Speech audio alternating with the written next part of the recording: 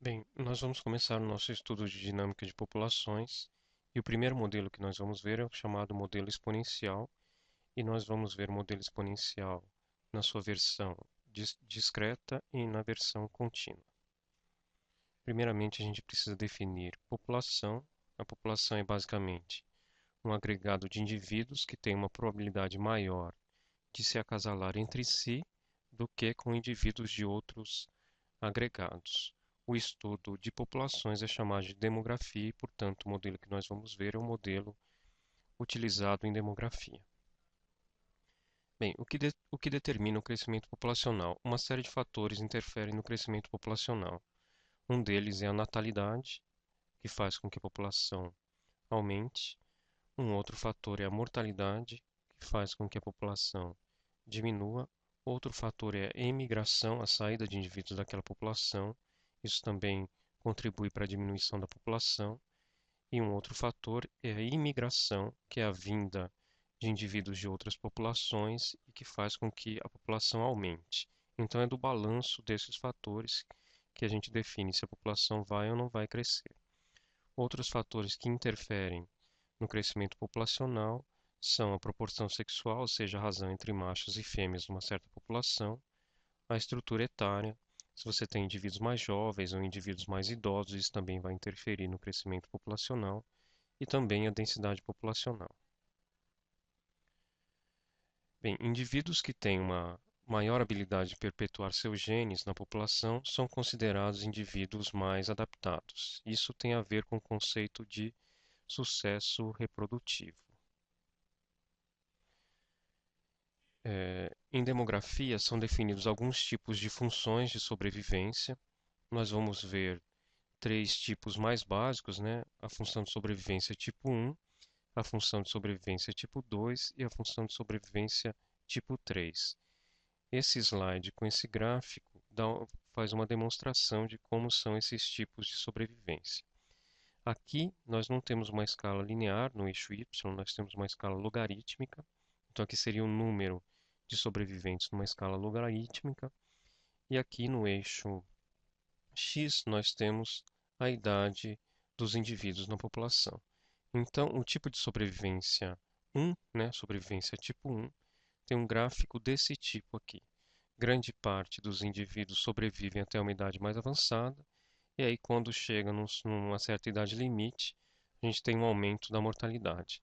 Esse tipo de sobrevivência, ele se aplica a uma série de populações de mamíferos, em especial a população humana em algumas regiões mais desenvolvidas, né? Então esse é o tipo de sobrevivência tipo 1. Quando nós temos um gráfico, uma curva, né? Uma reta, na verdade, aqui, num gráfico semilogarítmico, a gente diz que essa é um tipo de sobrevivência tipo 2, que é basicamente uma sobrevivência com decaimento exponencial, né? Então, essa seria uma população que teria uma taxa de mortalidade constante ao longo do tempo. Essa função de sobrevivência se aplica, por exemplo, a algumas espécies de aves e pássaros, né? E aí também nós temos uma função de sobrevivência tipo 3, que é uma função desse tipo aqui, uma altíssima mortalidade em idades mais baixas e depois alguns poucos indivíduos sobrevivem até idades mais avançadas. Esse tipo de sobrevivência, de função de sobrevivência, se aplica, por exemplo, ao caso de alguns insetos. Para os modelos populacionais, nós precisamos definir algumas taxas, né? Uma taxa importante é a taxa de natalidade, que vai ser uma taxa de natalidade per capita. Uma outra taxa importante é a taxa de mortalidade, que também vai ser uma taxa de mortalidade per capita. A diferença entre a taxa de natalidade e a taxa de mortalidade é o que a gente vai definir como sendo uma taxa de crescimento. Então, R vai ser A menos B. A é a taxa de natalidade e B é a taxa de mortalidade. Essa taxa de crescimento intrínseco da população também é conhecido como parâmetro malthusiano, em referência ao Malthus. Bem, Malthus, em 1798, fez a seguinte questão, né? Fez a seguinte pergunta: quantas pessoas a Terra pode suportar e sob que condições? E as soluções para esse problema de superpopulação, né, eh, estavam baseadas em duas suposições. Se a taxa de crescimento for maior do que zero e constante, né, isso vai resultar no crescimento exponencial da população humana e isso geraria, portanto, uma explosão populacional. Por outro lado, limitações de recursos, né, e alimentos limitariam, né, ou controlariam a magnitude dessa explosão populacional. Então, colocando isso na forma de um gráfico, a população humana teria um crescimento exponencial, ou seja, cresceria em progressão geométrica, e a produção de alimentos teria um crescimento seguindo uma progressão aritmética, portanto linear, né? E aí a suposição é de que os alimentos, a produção de alimentos não seria suficiente para manter toda essa população. Bem, então aqui nesse slide estão esses detalhes que eu acabei de mostrar no gráfico, né? E lembrando que progressão geométrica equivale a um crescimento exponencial. Então esse é o modelo malthusiano que relaciona o crescimento exponencial da população e o crescimento linear, né, seguindo uma progressão aritmética da produção de alimentos. Então, a condição básica para o modelo exponencial é você ter um ambiente sem restrições, ou seja, sem limitações, sem nenhum tipo de competição que faz com que uma população possa crescer de maneira ilimitada, tá? Bem, para modelar esse tipo de crescimento, nós podemos utilizar um modelo discreto, de tempo discreto, né? Esses modelos que eu vou mostrar aqui nos slides eu vou passar um pouco mais rapidamente, porque cada um deles vai ser desenvolvido com mais detalhes em um vídeo específico. Então, há um vídeo para modelo exponencial discreto, fazendo a demonstração de uma série de detalhes relacionados a esse modelo. O que eu vou dizer aqui é como é a formulação e qual é a solução para o modelo exponencial discreto. Então, no modelo exponencial discreto, a gente considera que o tempo é discreto e define como n de t o número de indivíduos no instante t. Nós vamos definir como alfa a taxa de crescimento. Nós vamos utilizar alfa para diferenciar de r, que é a taxa de crescimento no modelo exponencial contínuo. Então, o que acontece nesse modelo exponencial discreto? Se a gente pegar a população no tempo n, no tempo t mais 1, né, e subtrair a população no tempo t, isso vai ser equivalente à taxa de crescimento que multiplica a população no tempo t. E aqui a gente também tem uma condição inicial n0. A solução, que vocês vão ver em um vídeo específico, para o modelo exponencial discreto, é uma solução dessa forma. Então, dada uma condição inicial, nós conseguimos calcular qual que deve ser a população no tempo t da seguinte forma. Vai ser alfa mais 1 elevado a t, que multiplica o tamanho da população no tempo zero. Também para o modelo exponencial contínuo há um vídeo específico fazendo a demonstração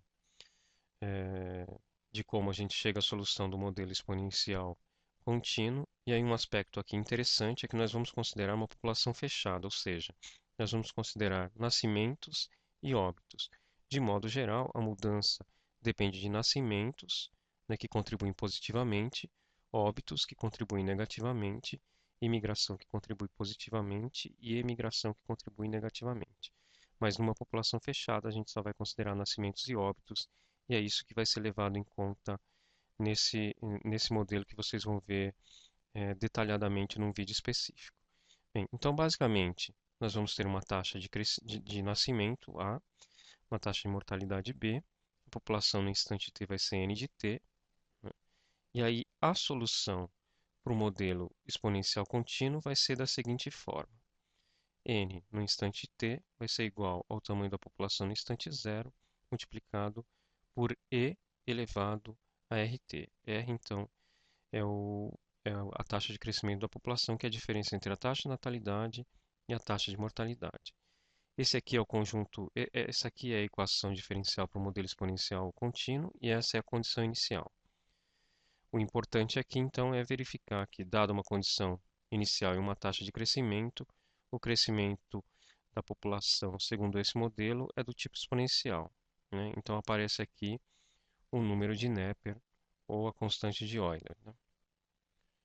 Bem, então esse modelo vocês vão ver com mais detalhes em um vídeo específico. Então também vou passar esse slide. Aqui são os limites para o modelo exponencial contínuo. Esses limites também vão ser demonstrados em um outro vídeo específico, né? Mas a ideia geral é a seguinte: a gente tem que a solução do modelo exponencial contínuo é dessa forma. Então, dada uma condição inicial e uma taxa de crescimento, nós conseguimos calcular a população num certo instante de tempo t. Como nós temos aqui que isso depende de r e elevado a rt, que é esse termo aqui. Se o r for positivo, ou seja, se a taxa de crescimento for positiva, para um tempo muito longo, ou seja, um tempo infinito, nós notamos que e elevado a rt tende para infinito. Essa é uma condição de explosão populacional.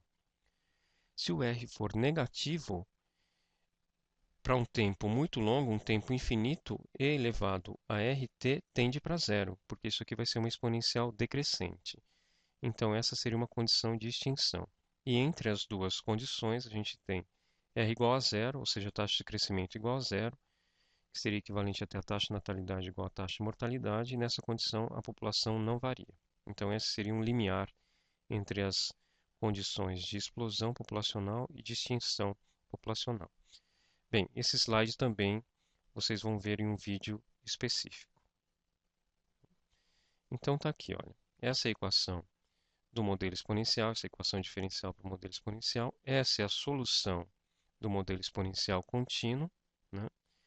E como eu falei para vocês, esse é um modelo que pressupõe um crescimento ilimitado. Então você parte de um certo tamanho de população e a população vai crescendo de forma exponencial ilimitadamente. Essa acaba sendo uma limitação do modelo exponencial contínuo, porque o pressuposto é de que o crescimento da população é ilimitado, né? Mas na prática, para várias populações, o que acontece é que há uma série de restrições, né, em relação a abrigo, alimento, disponibilidade de água. Como esses recursos acabam sendo limitados, isso acaba interferindo no crescimento populacional, né, ou por aumento da mortalidade ou por diminuição da natalidade, e a gente acaba tendo um efeito que é conhecido como densidade dependência, ou seja, à medida que a densidade populacional vai aumentando, a limitação de recursos acaba limitando o crescimento populacional.